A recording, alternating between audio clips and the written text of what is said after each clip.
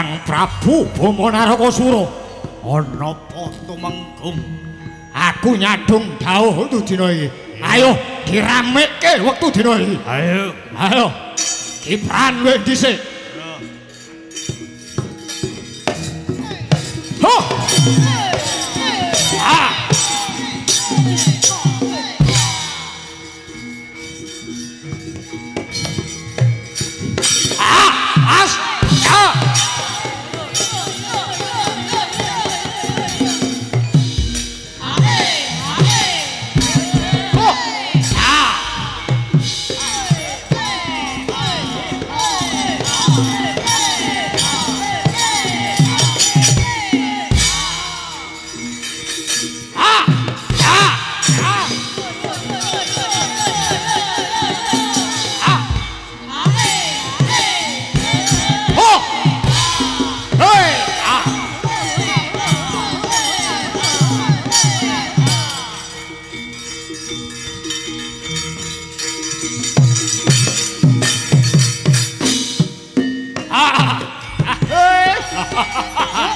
ayo Kakang Prabu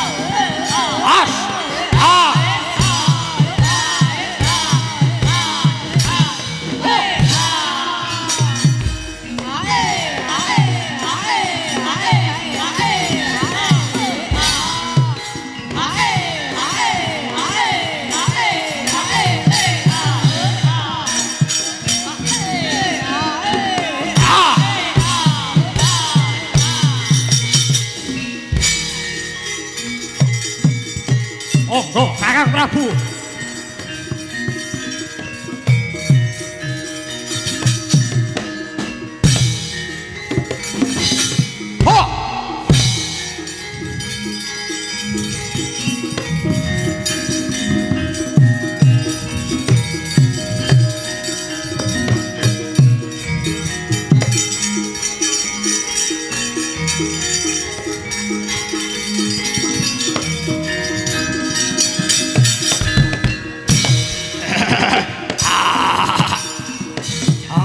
Sinun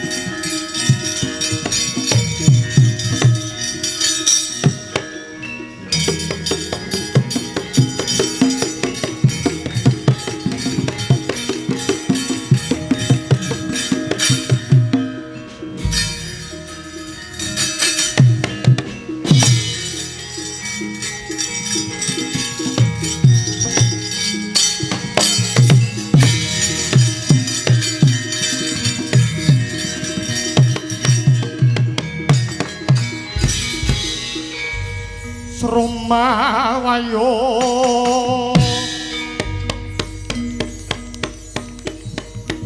Sang Yaksendra Gora rupa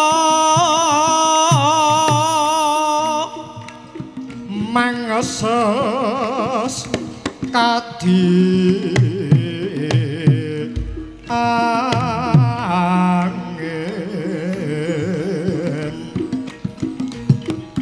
pangsam palaka prapal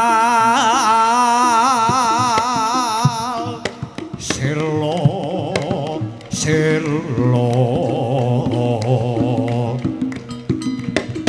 kaplesan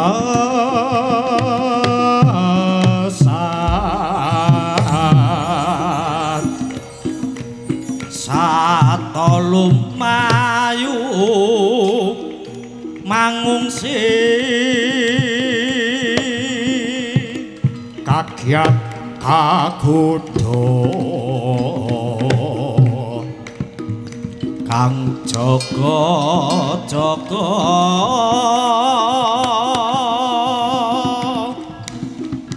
bumi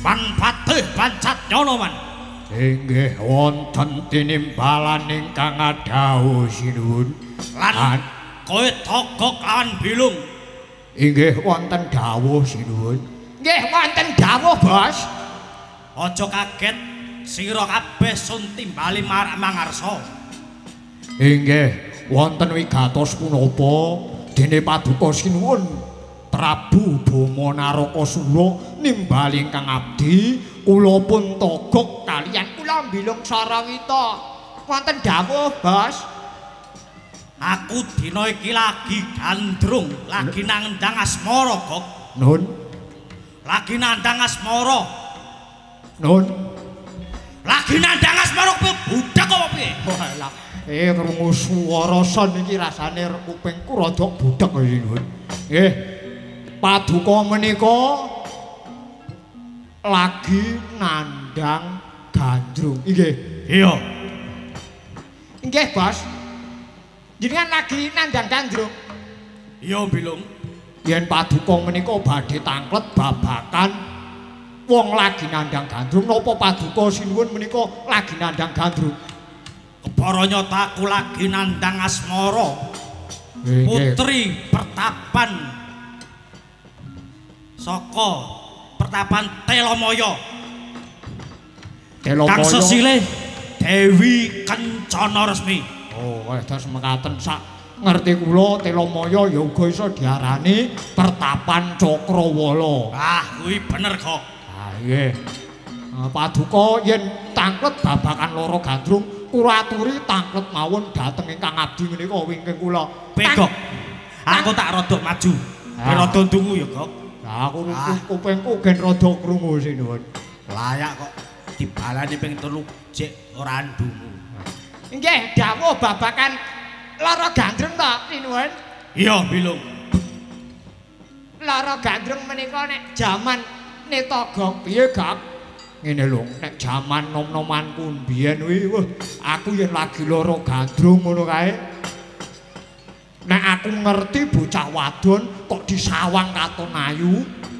wah rambute kuwi nek tak ibaratke nek cara saiki kuwi ngembang bakung ngono terus diresemir lho nah iku tak bledek nganti tekan omahe kok lho kok bledek tak nganti tekan omahe Kang Togok heeh tak bledek tekan omahe mengko tak goleki wong tuane sapa ngono urusan tak jaluki nomere ngono.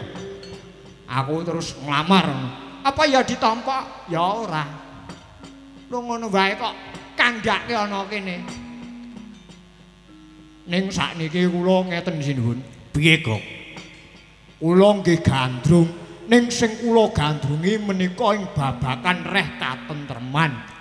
Kula pun ngrumangsani tuwa. Tuwa ibaratipun menika gampang metune nyawa ngaten. Kaya mangkono. Nggih, nyuwun sewu. Jenengan kok tanglet babakan loro gandrung tur jenengan kagungan idam-idaman putri saking Telomoyo utawi Cakrawala kala wau. Iya, bener. Ingkang wewangi sinten niku? Dewi Kencana Resmi, Kok. Dewi Kencana Resmi. Iya. Inggih lajeng kersanipun paduka sinuwun ingkang badhe kadhawaken dhateng ingkang abdi sedaya wonten ing Traju Tresna punapa? Tak jaluk kowe kabeh budhal ana pertapan Telamaya saperlu mboyong Dewi Kencana Resmi Gok. Oh, kados mekaten. Iya. Lajeng bidalipun benjang punapa sinuwun? Rasa dadak kesuwen Gok. Budhal dina iki samaktakna para wadya bala kabeh Gok. Nggih, ngestakaken dawuh. Ayo budhal, Cok.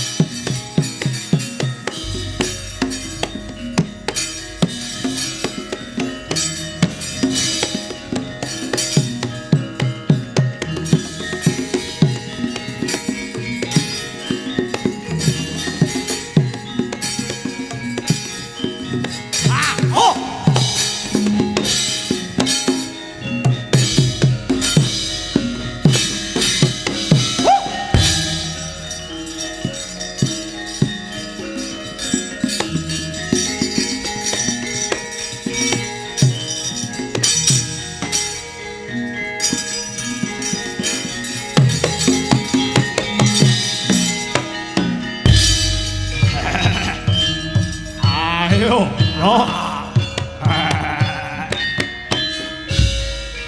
Ayo budal, ayo. Ndereke bendarane. Ayo Kang. Badhe arep budal ning ndi mau?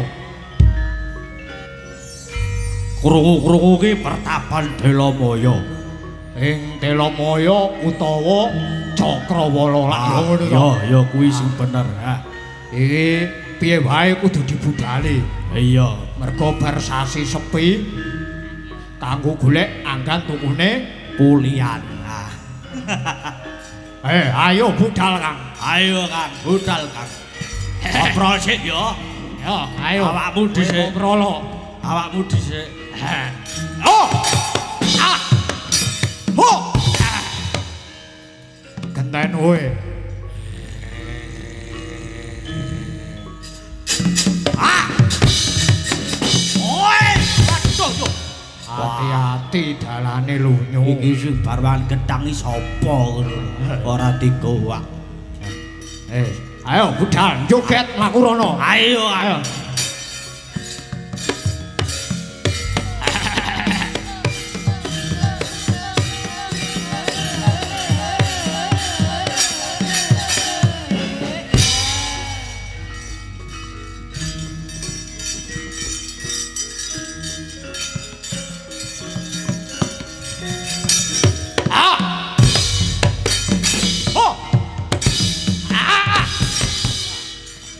Ayo genten ngono.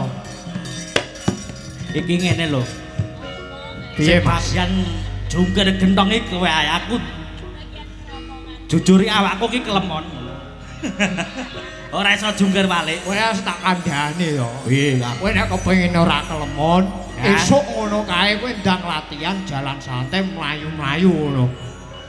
Ngono leh, Kang, kon latihan jalan-jalan. Ning Jam o- 09.00 jam 10 lagi tangi, Kang. Nang omah angger tak parani, wah jan mangane sedina ping 3, bengi ya ping 3. Wah, wedem ngindir-ngindir. Ayo budal. Ayo, Kang, Kowe budal. pangan, ayo. Ayo. Ayo. Oh!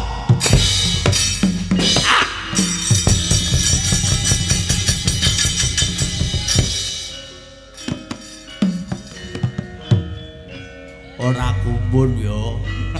Lah, Ora. Wis kulino yo ngene iki. mergo ngene iki wis bola-bali yo. Ah, Kabeh-kabeh dalang yo ngono. kabeh-kabeh kanggo ngono rasa jungkir balik timbang kesel. Iya, Dik, ayo mlaku wae alon-alon. Ngene, ayo.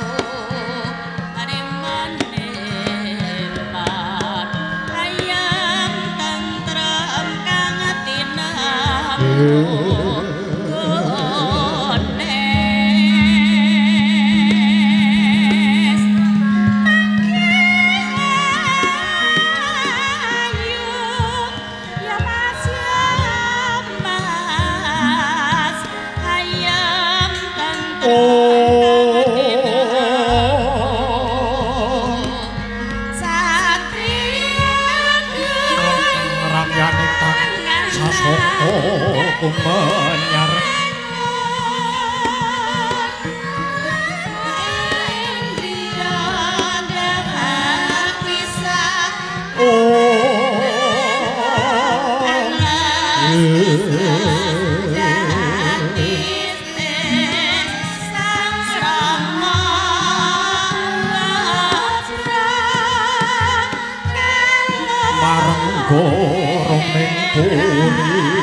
Satrio ayo yo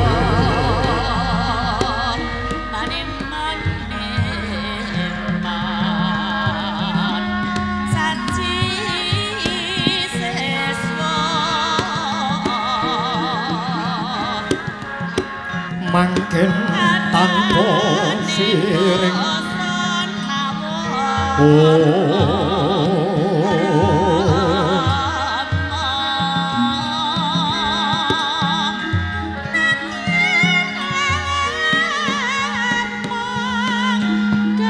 Alep ning kang omah Mas lir murupe langit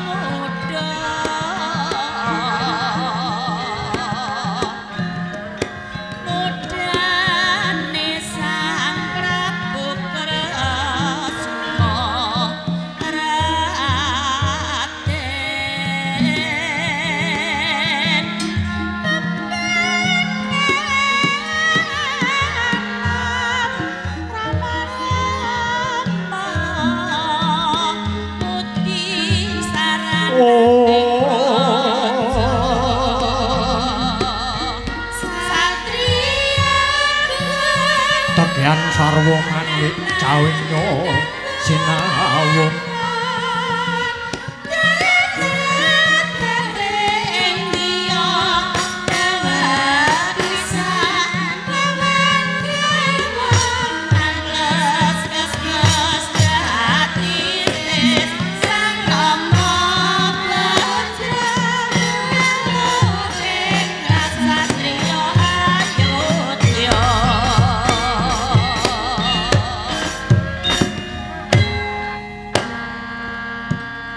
Sohrep Tata Pitana miyak sepining swasana sarana ngungak luhuring budaya sinaratan hambedah lungiting kagunan yekti engkono ana parwa peranganing carita saking Serat Mahabharata anenggih punika jagating wayang purwa ingkang ugi sinebat Ringgit Purwa. Pramila sinebat wayang sasmita wajib sembahyang labet jroning wayang sinumpi wulang ingkang dayane maweh padhang tumraping tiyang agesang. Ugi sinebat ringgit duk punane Sunan Giri kang anggit awujud serat panggurit sinanggit sarana wirid temah bangkit dadya carita lungit. Purwa tegese wiwitan sasmita purwaning dumadi nenggih lakoning mandyapada kawiwitan Nabi Adam lan Ibu Kawa. Pramila wayang purwa dadya tulodo gesanging janma ingkang sedaya kaweng purbaning Gusti Kang Maha Nasa. Aura lawan watak sura dadya rengganing carita kadya saloka Suradira jaing palugon suh brasta tekaping ngolah Darmastuti. Wardine nadyan digdaya kinayoman Durgakala lamun diksura ngungasake kasektenira ing kono yekti bakal sirna kagiles dening rodaning watak sura.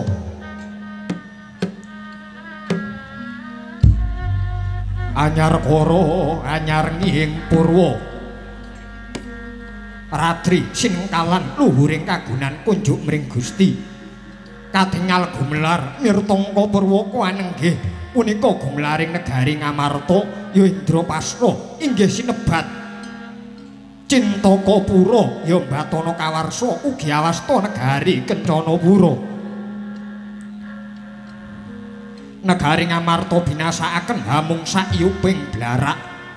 Nanging kasinungan Sekar Pudhak pramila sumerbak kumbuling asma kuncaraning praja tuwin aruming bangsa dadya Sekaring wicara aja ta jamak manungsa nadyan dewa jin lan gandharwa samya sumuyut marang Sang Nata tan ginebak sarwa Bandawala muhung kayungyun dhateng wibawaning nata ingkang hambek tulus ing jiwa utama.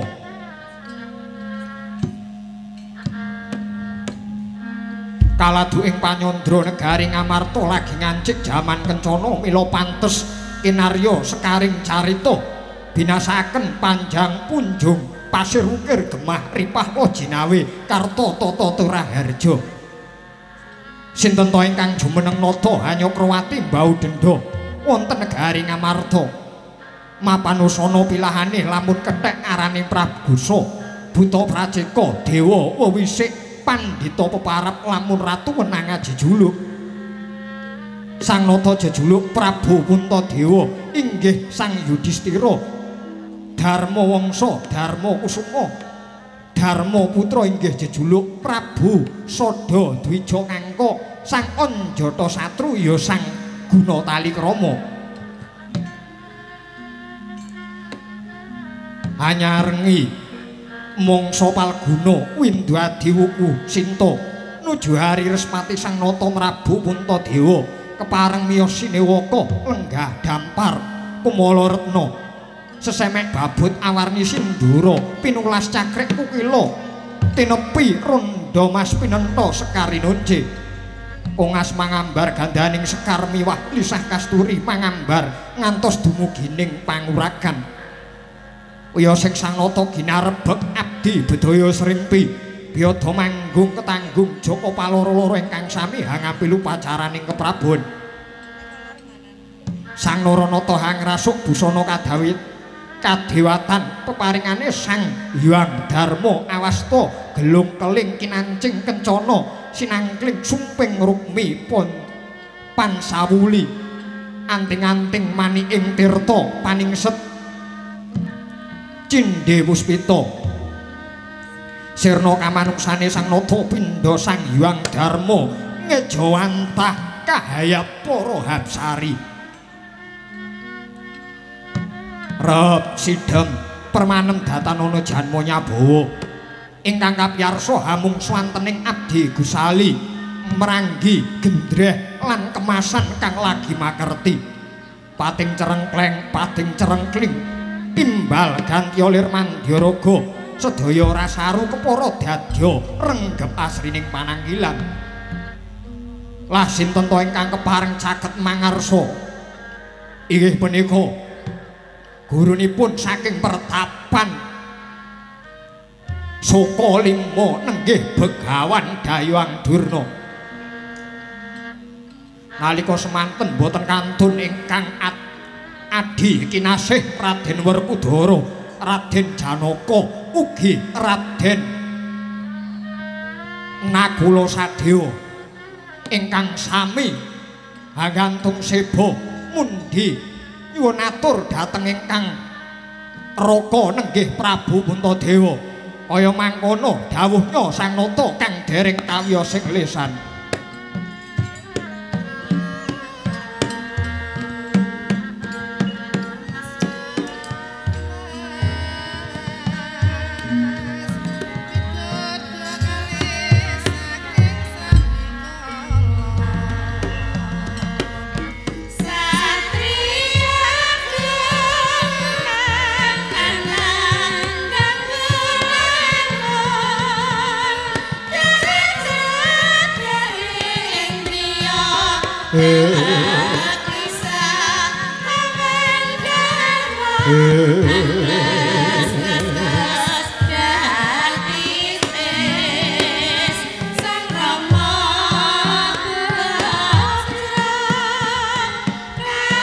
Para somek manguswa hamung anyundra satriya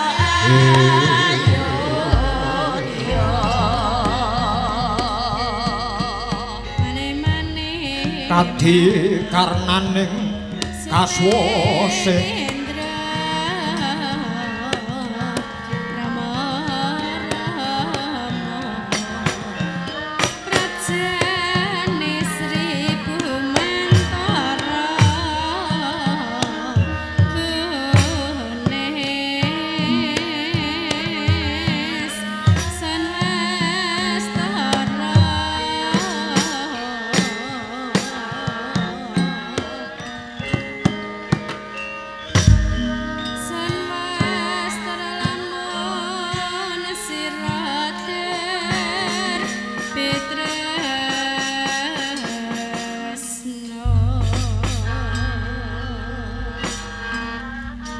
Sretinon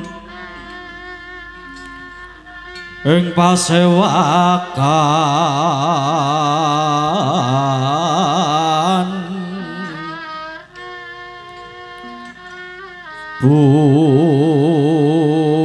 busana maneka warna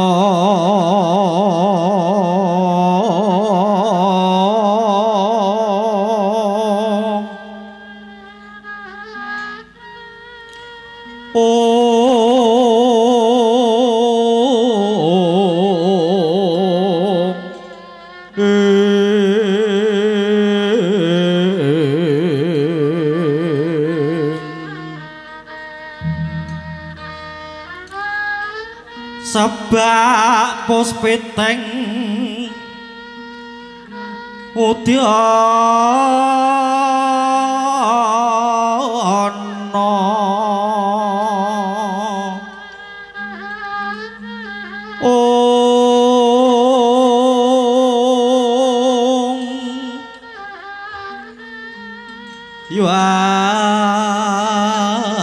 yang panjrahing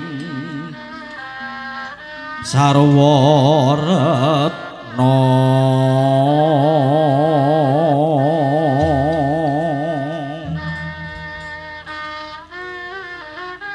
renggeng manik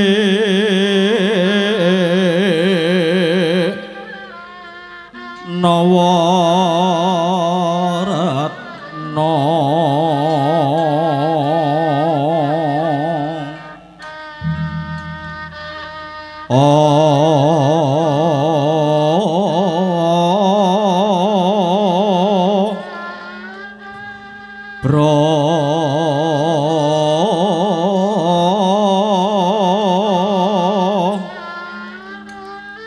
Prabanya sumira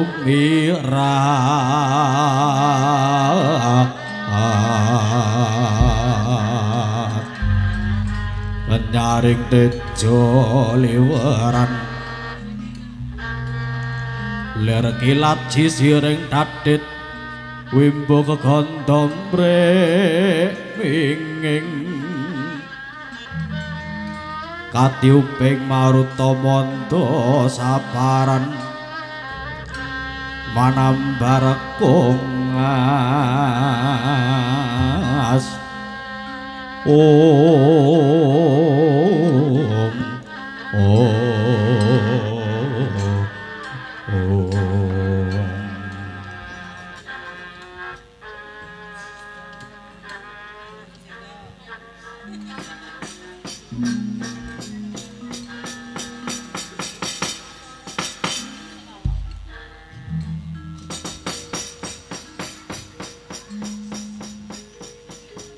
rap sidem permanem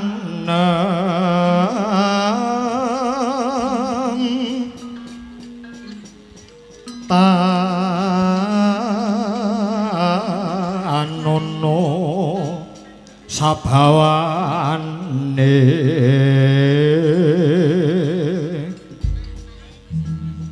walang nyangalise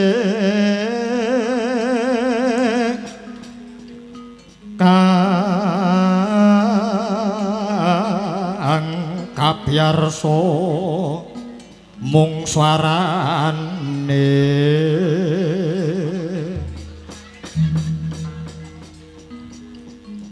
adi kriya gendeng yang kemasaning kang samyo nambut kardi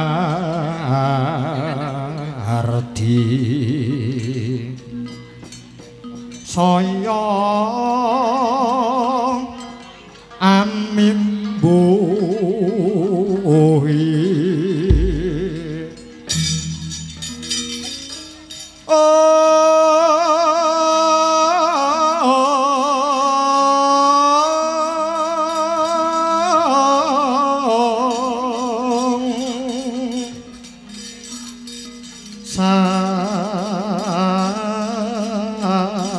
sabdo pangandika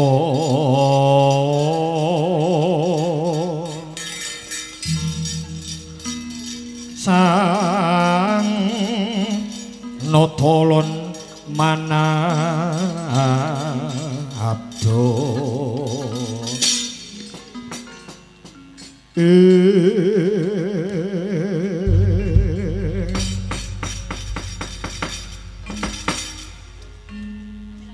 Hyang Sukma mangadili luweh muga mayung ana marang panjenengan ingsun kula nuwun duh Bapa Penemban Durna saksampun lenggah ingkang prayogi Bapa Durna keparenga kang putra siswa kula pun Puntadewa nyadong dawuh menggah punapa gatining karsa dene jengandika Bapa Durna kepareng rawuh wonten negari Ngamarta menika duh Bapa Pendhita Durna. Lole mret gantel maju lho pundhute awelah. Oh inggih anak Prabu Wintadewa. Sewu lepat keng Bapa Tadaksama nggih. Sowanipun keng Bapa Sukalima wonten negari Ngamarta menika kejawi kepengin mertui kawidadanipun paduka sakadang warga Pandhawa keng Bapa menika ugi ngemban dawuh tinimbalipun koko ingkang Raka Ngastina nenggih anak Prabu Duryudana kinen mundhut senjata pitulungan dhateng rayi ingkang rayi Raden Janaka. Ya jagat Dewa Bathara Pangestungkara wayah jagat menapa Praja Ngastina kedatengan parang muka dene panjenengan Koko Prabu Duryudana teka lajeng dawuh sasmita Kang Rayi Harjuna Bapa Penemban Anjra ingkang Puspita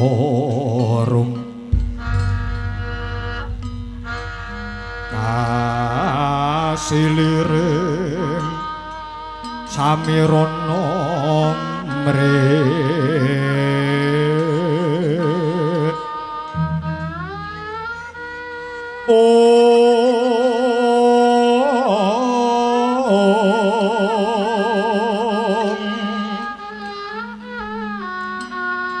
sekar kadung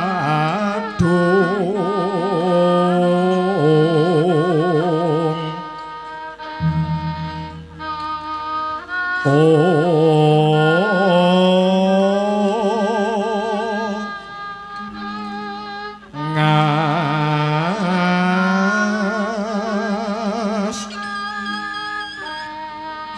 kandanyo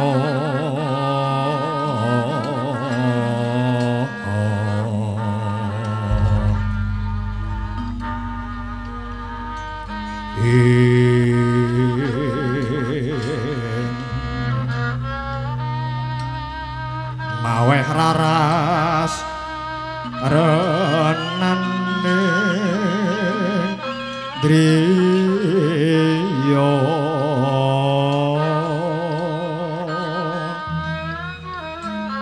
Oh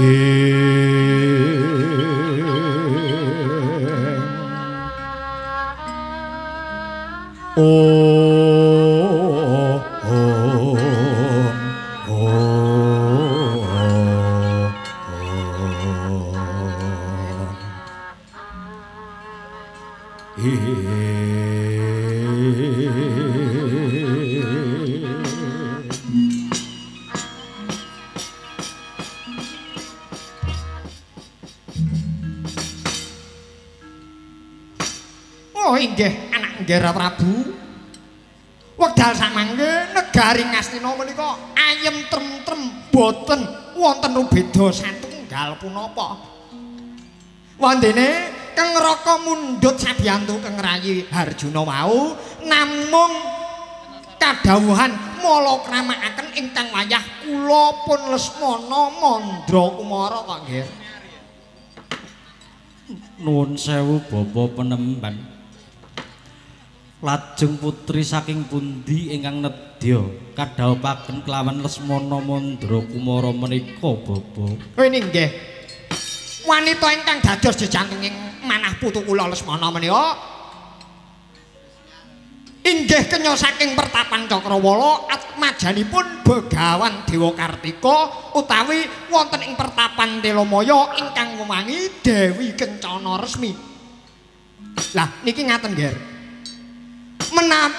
Menapa to sababipun badhe malakramakaken Lesmana kemawon kok nyuwun senjata pitulungan dhateng Kang Rayi Janaka jalaran sampun marambah makaping-kaping Lesmana wau badhe omah-omah tartamtu urung. Saben Lesmana badhe dhaup mesti batal. Cobi kula aturi menggalih. Nalika ngayungaken endang pergiwa inggih wurung jalaran kedhisikan Gatotkaca. Nglamar Pergiwati inggih gagal sebab kalah karo Kang Putra Pancawala badhe dhaup kelawan Siti Sendari kemawon ugi kasor kaliyan Abimanyu trima arep garwa Wrantawati. Inggih kasor kalian Petruk kantong bolong kedhisikan Petruk ngaten. Lho menika ngeten nggih. Kawontenanipun Kang Putra Lesmana bocah nom sing ora duwe beja babar pisan menika Lesmana. Golek wahyu ora tau entuk, rabi ora tau gathuk, sekolah ora tau munggah-munggah, senengane mung dem-deman royal main kertu menika Lesmana. Rumaos judeg penggalih anak Prabu Duryudana menika. Pramila pepuntane sedya tumenten utusan Kang Bapa ing Sukalima kinen pasrah bongkokan dhateng Kang Rayi Janaka. Dene menapa sebabipun anak Prabu Duryudana mintos raya dhateng Janaka jalaran jagat sampun nyekseni bilih Kang Rayi Madukara menika satunggali satriya ingkang sampun mumpuni ing reh Jatukrami. Dasare Kang Rayi Janaka menika sinung aji asmara mantra asmara cipta tuwin asmara gama. Mula kula pitados menawi anak kula Janaka saguh dados sarana dhaipun Lesmana menika mangke tartamtu badhe kasembadan ngaten. Pramila nggih, Ger. Sowan kula mriki menika badhe nyuwun senjata pitulungan dumateng anak Prabu Puntadewa. Keparengon dawuhna dhateng Rayi Janaka kinen nglamaraken putri saking pertapan Cakrawala kala wau nggih, Ger. Bapa Penemban Durna sumedhang tan karempit sedaya dawuh jengandika Bapa Penemban sampun kula tampi salajengipun kepareng Bapa Penemban kula aturi pinarak ingkang prayogi kula nedya tetarosan kalian para kadang ingkang rumiyin. Oh inggih nggih ugi mekaten sumangga. Yayi Janaka ora ndadak lidah sinaring buang sira Yayi Harjuna wis ngerti dhewe Bapa Durna kepengin Yayi apa sira Prabu Duryudana nglamarake Lesmana Mandrakumara ing pertapan Cakrawala kang wewangi Dewi Kencana resmi. Koko Prabu ingkang Harjuna namah nyadung dawuh Kajeng Koko Prabu ingkang rayi nderek Koko Prabu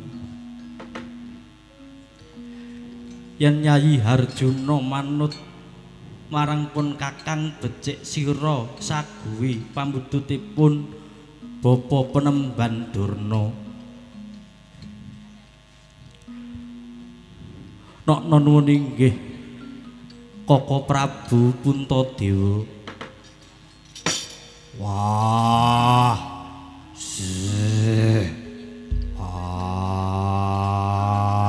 Janaka mengko dhisik.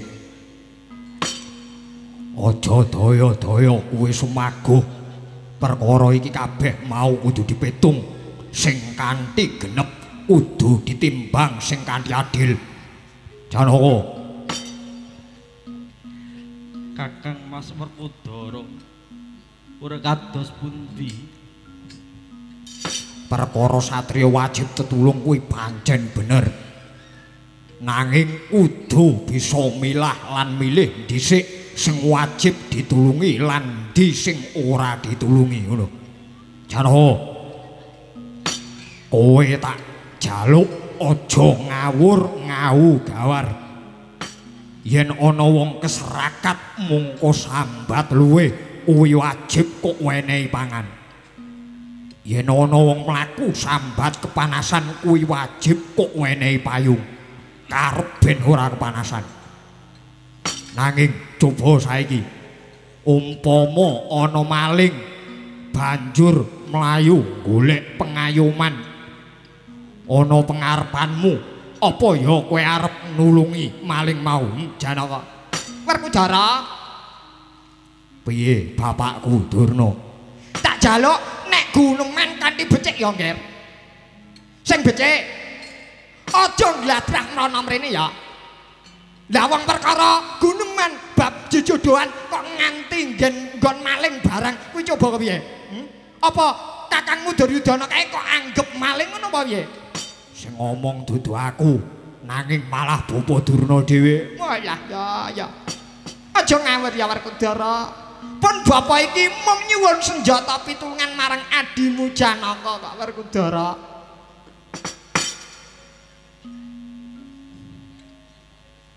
Piye sinuwun Prabu? Anak nggar Prabu Puntadewa. Yayi Werkudara tak suwun Yayi Werkudara aja nggugu karepmu dhewe lan tata krama Yayi. Wah. Mbarep kakangku bakal tak estokke sing dadi dawuhmu. Yayi Janaka nono wonten dawuh Koko Prabu siadi tak lilani matur marang Sang Begawan Durna. Majuwa Yayi puninggih ngestahaken dawuh Koko Prabu.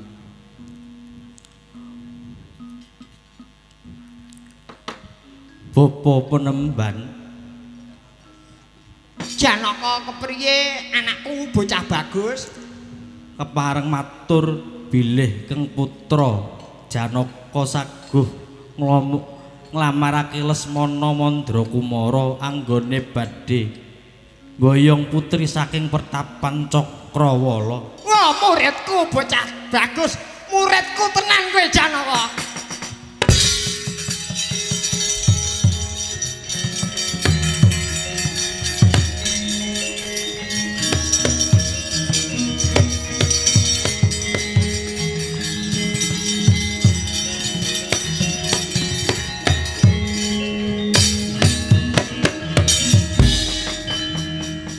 Palugon laguning lekas lu kita linuding kidung kadung kadarang omong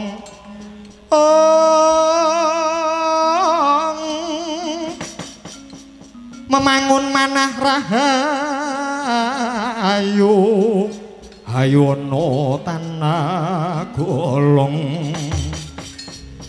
kumolong manaduka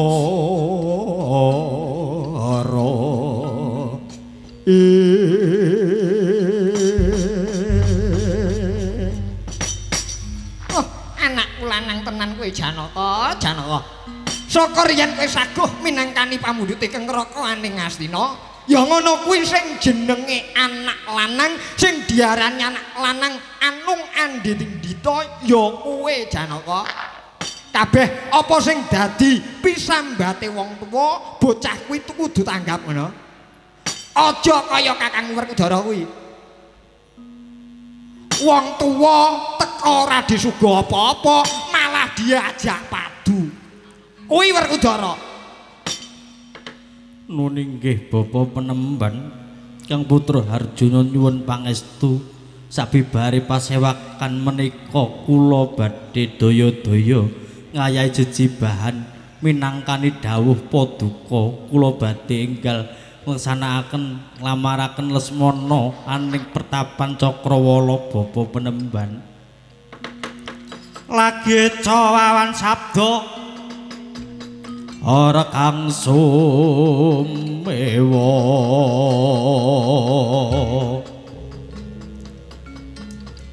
gegering pasewakan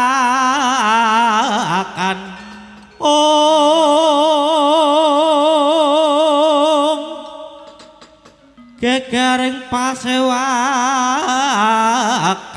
wonten tirata mata dahat saking wanti lan Wadha kaya mangkono anggennya sami wawan pangandikan ibarat minang dereng abang kecawa dereng ambles bantala kadungka gegering Jawi ana praptanipun satriya ndrep sila geni nenggih Raden Wisanggeni sarimbit kalian Raden Antasena menika taruna kang arsa sowan kang katon njaluk dalan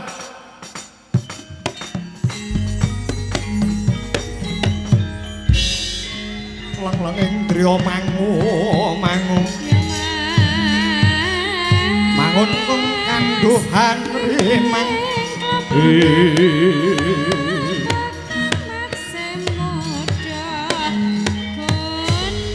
lerleno tanpa kaning yen tan tulus mengku sang Dyahutama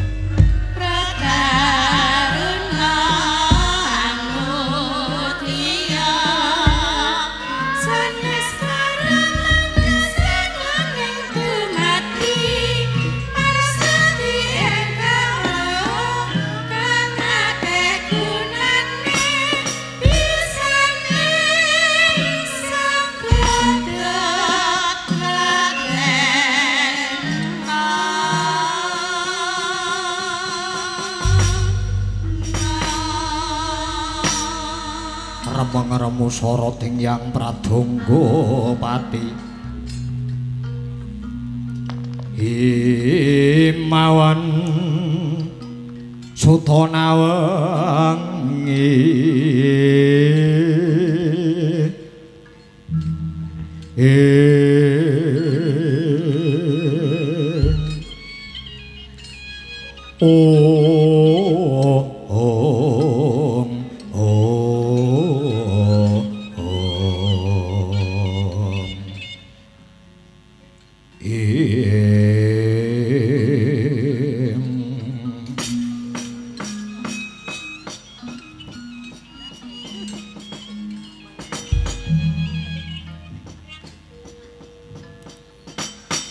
Siwa Puntadewa aja kaget aku sanggeni sing sowan ana Sitinggil negara Ngamarta kene wa anakku wis sungkemku konjuk marang Siwa Puntadewa anakku wis sanggeni iya kulup wis dak tampa dene ngaturake ora liwat pangestunipun wae tampan ana ya wis sanggeni ya wis tak tampa muga andayana dados cimat paripih tumrap anakmu wis sanggeni wa penak nangon bulungguh ya wis sanggeni kaya-kaya wis ora kurang kepenak maneh anggonku lenggan ana madyaning sasana kene kok wong semono uga aku Antasena anggonku suwani sarimbit karo adikku wis sanggeni aku ya ngaturake sungkem ana ngarsane Siwa Puntadewa kulup Antasena iya penak anggonmu lungguh ya ngger iya wis ora kurang sawijapa wis kemenak anggonku lungguh ning sasana sewaka ngene kok wa wis sanggeni suwanmu gawe kagiating wigati apa kulup para gage matura ngger wis sanggeni ngene ya wa sadurunge lan sakwise aku iki mengko njaluk ngapura dene suwanku Cumantaka kang tanpa tinimbalan dene wigatine ora ana liya mung kejaba nggonku kepengin darbe atur sethithik marang wong tuaku ya kuwi Kanjeng Rama Janaka kok wa iya yo ngger bakal anggonmu kepengin matur marang wong tuamu marake matura wis ingsun lilani matur nuwun wa Prabu nuwun sewu Kanjeng Rama Janaka aku bakal matur ana ngarsane panjenengan Kanjeng Rama anakku wis sanggeni kulup marake jeneng sira bakal matur apa maragake matura marang pun Rama ngger wis sanggeni pancene perkara iki lugune perkara pribadi lan keluarga nanging gandeng aku mau sowan nyang Madukara panjenengan wis kebacut tindak sebono Ngamarta mula banjur aku nututi sowan mrene Kanjeng Rama dene wigatine dina iki anakmu lanang wis sanggeni bakal nyuwun pangestu marang panjenengan Kanjeng Rama oh anakku ngger wis sanggeni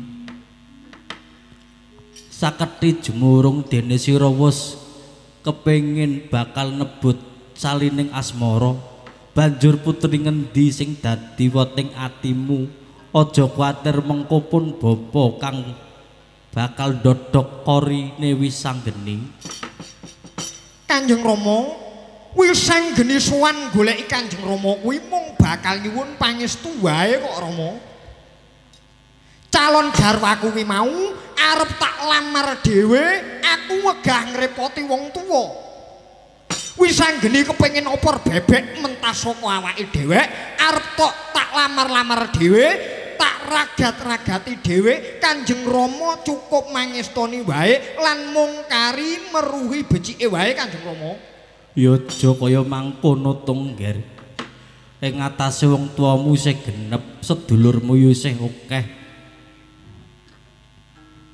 lah kok omah-omah arep diayahi dhewe kuwi saru yen dingerteni dene wong akeh ngger wis sanggeni oh ngono dadi Kanjeng Rama bakal nglamarake calon garwaku ngono. Iya Nger wis sanggeni. Kuwi tenan to Rama? Ngendikane Kanjeng Rama Janaka kuwi apa kena tak ugemi? Apa wis tau ana kabare Janaka lirwa ing janji wis sanggeni? Oh iya, muga-muga jagat neksenana ya Kakang Antasena. Piye Dewi sanggeni? Kowe ya kudu nekseni lho Kang. Iki Kanjeng Rama saguh nglamarake aku, saguh ngrabekke wisanggeni Kakang Anta sing tak dadekke seksine. Beres. Kapan mengko paman Janaka nganti licat ing janji, wo aja takon dosa. Mangger kepethuk tetep tak jaluki dhuwit ngono. Jaluk sangu Pakde, balik ngono. Angger ana engko lincat ing janji, wo aja takon dosa. Wis sanggeni. Kanjeng Rama kepiye? Banjur putri ngendi lan sapa arane sing bakal kok ayunake morake matura kula? Sing bakal tak ayunake ora ana liya mung kejaba putri saka pertapan Cakrawala atmajane Begawan Dewa Kartika jenenge Dewi Kencana Resmi utawa saka pertapan Telamaya ngoten. Rening ndek mau ngarep Kanjeng Rama kuwi wis dawuh yen saguh nglamarake wisanggeni mula mangsa bodho marang panjenengan Kanjeng Rama Janaka nglamarake wisanggeni marang putri saka pertapan Cakrawala wau Kanjeng Rama. Kagiat risang kapirangu rinangkul kinempit-kempit dosa ngretnaning bawana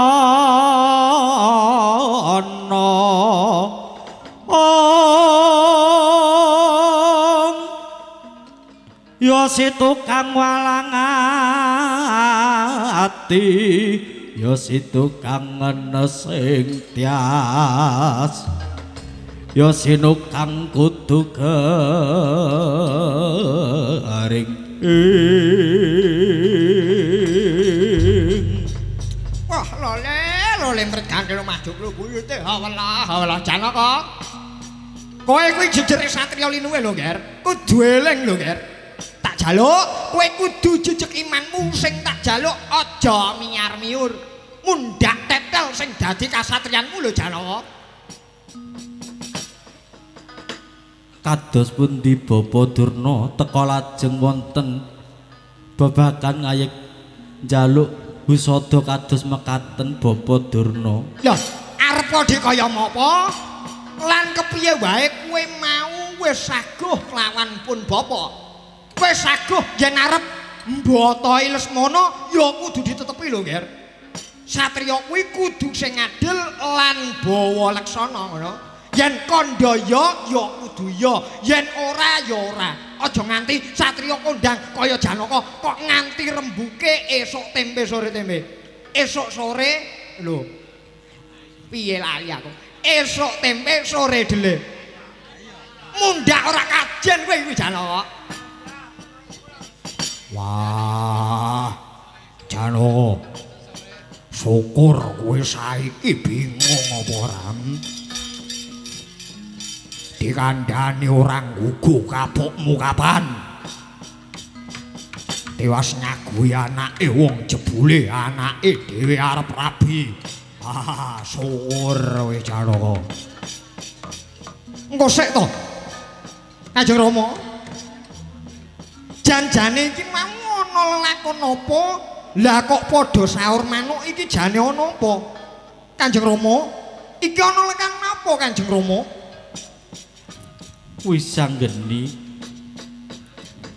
sadurunge swanmu iki pun Rama wis kebacut darbe atur kelawan Bapa Durna bakal saguh nglamarake Lesmana Mandra Kumara kelawan Dewi Kencana Resmi Ger.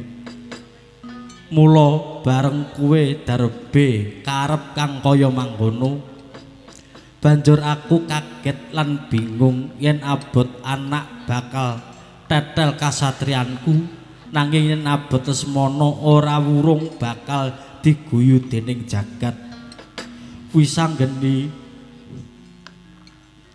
ngalao ya le wisanggeni tak goleke Jatukrama putri liyane sing luwih ayu dimen Kencana resmi dadi garwane kakangmu Lesmana.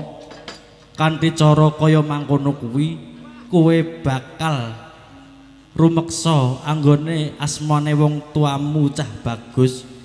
Nah, kowe durungokno Wisanggeni. Heeh Wisanggeni. Bener rembuke wong tuamu kuwi. Mesakne bapakmu ya ngger kowe Wisanggeni. Wis golek wong wedok liyane wae. Merga bapakmu wis kebacut nampa panjer saka negara Ngastina ngono. Kowe golek wong wadon liya wae ya ngger Wisanggeni. Iki mbahmu Durma sing ngandani karo kowe. Kanjeng Rama Janaka. Ana apa Wisanggeni? Aku bisa ngrasake sepiro abote penggalihmu ing babakan iki. Kanjeng Rama lagi ewuh kaya ing pambudi kepengkok rong perkara sing padha abote yaiku antaraning katresnan lan kewajiban. Kanjeng Rama tresna marang anak nanging uga kudu netepi marang kesaguhan. Lak ya ngono to Kanjeng Rama. Lah mula wiwit mau aku sowan rene iki aku lak mung ya wis mpun nyuwun lak mung njaluk pangestu. Anakmu lanang Wisanggeni mau mung nyuwun pangestu, ora nyuwun dilamarake, ora nyuwun dirabekke.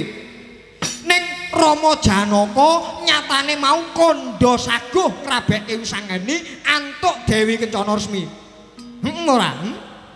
Nek ana lelakon kaya ngene iki terus piye coba Kanjeng Rama? Kulup rasaku sing ora kepenak ngger. Mbok golek wanita liyane wae cah bagus Wisanggeni. Nuwun sewu Kanjeng Rama. Semune abot Kanjeng Rama. Umpama Wisanggeni iki golek wanita liyane jalaran aku wis kebacut tresna karo putri saka pertapan Cakrawala. Anakmu lanang iki Wisanggeni wis kajeriting tali tresna Rama. Aku wegah golek wong wadon liya. Wah, yo bener. Aja gelem kon golek wong wadon liya. Dadi wong lanang kuwi aja sok ngumbar katresnan. Yen wis siji ya kudu kuwi, aja gelem kowe Wisanggeni. Yayi Werkudara tak jaluk Yayi Werkudara lerem sawetara ya Di. Ah, yo arep kakangku. Wisanggeni dadi bocah kuwi mbok sing manut karo wong tuwa, aja wangkot, aja wangkal ngono kuwi to, Nger. Wong nyatane bapakmu wis kebacut saguh ngrabekke Lesmana karo Dewi Kencana Resmi. Apa kelakon ana lakon idu didilat meneh. Mula sing apik kuwi ngalaha mundura ya, Nger. Apa to nganu tak golekke nyang saka 5 kana.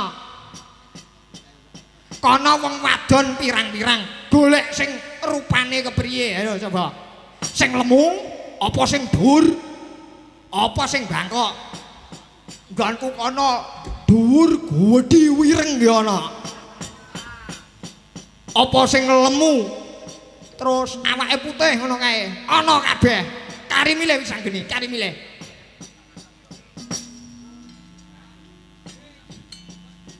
Nuwun sewu, Mbah Dara. Antasena kepiye?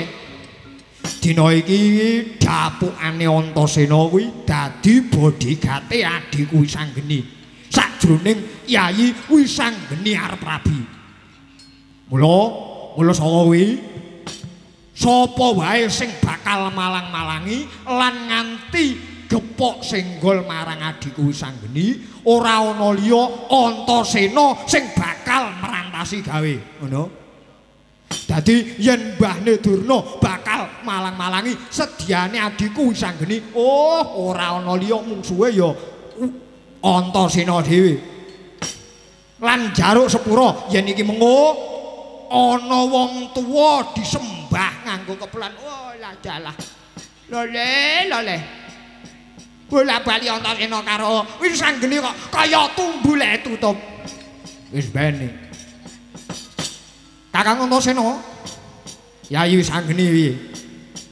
Yen manut panemune Kakang Antasena babakan lakon iki piye? Manut. Aku bakal manut marang Yayi Sanggeni kanggo ngrampungi lelakon iki. Wah ya wis yen kaya mangkono. Iki tanpa paedah yen kesuwen ana kene. Iki Kanjeng Rama sajake luwih abot karo anake Banowati tinimbang karo anake dhewe. Wis ora sah kesuwen. Ayo budal nyang pertapan Cakrawala tak lamare dhewe kencan resmi. Oh ya, yen ngono ya mathuk. Pamitan apa ora? Wis pamitan bareng dadak nganggo apa? Ayo bali.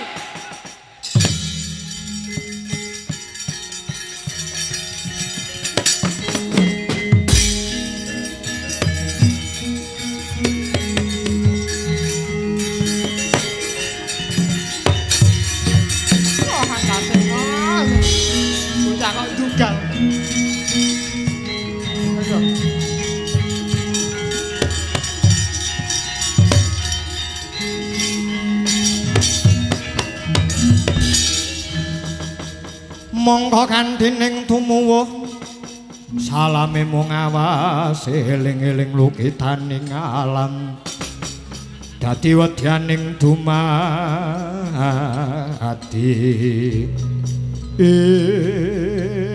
Wah, anakku Ngger Janaka. Tak jaluk sing jejeg imanmu ya Ngger. Aja blendra-blendre kaya banyu temumpang godhong rene. Yen wis saguh kelawan pun bapa ya kudu bisa nglamarake Lesmana. Nono nggih Bapa Durna. Kados pundi malih mbok menawi mangke pacoban tumrap kula Kang Putra Harjuna inggih kula saguh nglamarake Lesmana Mandra Kumara Koko Prabu Puntadewa keng rayi nyuwun pangestu bidhal wonten pertapan Cakrawala Koko Prabu. Ya Yayi Janaka tak pangestoni muga-muga lebda ing karya ya Janaka. Kakang Mas Werkudara nyuwun pangestu kula daya-daya nglamarake wonten pertapan Cakrawala Kang Mas Werkudara. Wah, iya. Banyu milih pangestuku muga-muga mengko kowe ora kewirangan Janaka.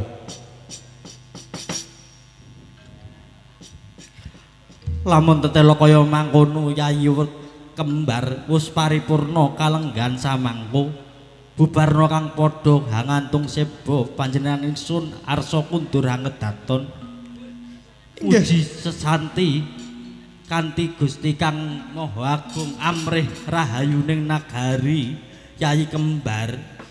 Inggih ngestokaken dawuh Koko Prabu. Inggih ngestokaken dawuh Koko Prabu. Sagebyar katalika wau purna pangandikanira Sang Buminata nenggih Sang Prabu Puntadewa arsa kundur hangedaton. Tindaknya Sang Srinaranata hayap Mban Cethi lan uga Jaka Paloro-loro kang hangampil upacaraning kebaton. Lamun kapiyarsa kadidening ginama dama candrane Sang Sri Nata arsa